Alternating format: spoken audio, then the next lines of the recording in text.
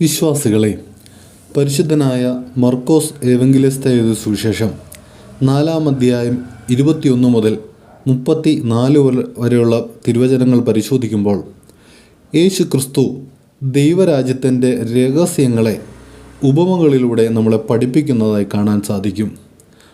വിളക്കയും വിത്തും കടുകുമണിയുമൊക്കെയായി ലളിതമായ ദൃശ്യങ്ങളിലൂടെ ദൈവത്തിൻ്റെ ആഴമുള്ള സത്യങ്ങൾ നമ്മൾക്ക് തുറന്ന് നൽകുന്നു. 3 ചിന്തകൾ ഈ വേദവാക്യത്തിലൂടെ നിങ്ങളുമായിട്ട് പങ്കുവയ്ക്കാൻ ആഗ്രഹിക്കുകയാണ്. വിളക്ക് പ്രകാശം പകരാനുള്ളതാണ്, ഒളിച്ച് വെക്കാനുള്ളതല്ല. കർത്താവ് ചോദിക്കുന്നു, വിളക്ക് കൊളുത്തി പാത്രത്തിൻ്റെ അടിയിൽ വെക്കാനാണോ? വിളക്ക് തിരിയുടെ മുകളിലല്ലേ വെക്കേണ്ടത്?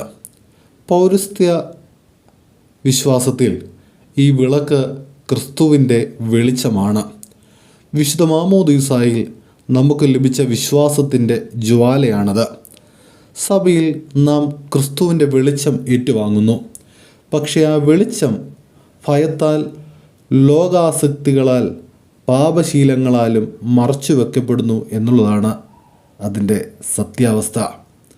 പ്രിയമുള്ളവരെ, വിശ്വാസം വ്യക്തിപരമായ രഹസ്യം മാത്രമല്ല, ജീവിതത്തിൽ തെളിയിക്കേണ്ട സാക്ഷ്യം കൂടിയാണ്. നാം പ്രാർത്ഥിക്കുകയും സഭയിൽ പോകുകയൊക്കെ ചെയ്യും. പക്ഷേ ജീവിതത്തിൽ സ്നേഹം, സത്യസന്ധത, ക്ഷമ എന്നിവ പ്രകടമാക്കാത്ത പക്ഷം നമ്മുടെ വിളക്ക് ഒളിച്ച് വെച്ചതുപോലെയാകും എന്നുള്ള യാതൊരു സംശയമില്ല. രണ്ടാമതായി, നിങ്ങൾ കേൾക്കുന്നതിൽ ജാഗ്രതയുള്ളവരാകുക, ജീവിതത്തിൽ അത് പ്രാവർത്തികമാക്കുക.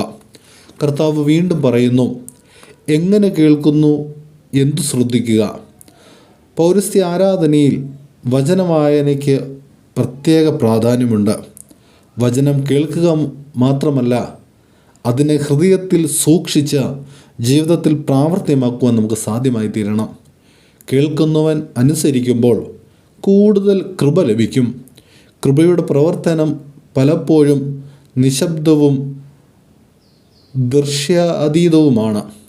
നാം പ്രാർത്ഥിക്കുന്നു, നാം ഉപവസിക്കുന്നു, നാം വിശുദ്ധ കുർബാനയിൽ പങ്കെടുക്കുന്നു. അവിടെ ഫലം ഉടൻ കാണണമെന്നില്ല, പക്ഷെ ദൈവകൃപ ഉള്ളിൽ പ്രവർത്തിക്കും. മൂന്നാമതായി, നമ്മുടെ ജീവിതത്തിലെ കടുകുമണികൾ.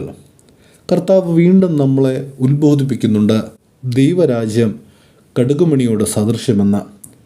അത് ചെറുതാണ്, പക്ഷെ വളർന്നാൽ വലിയ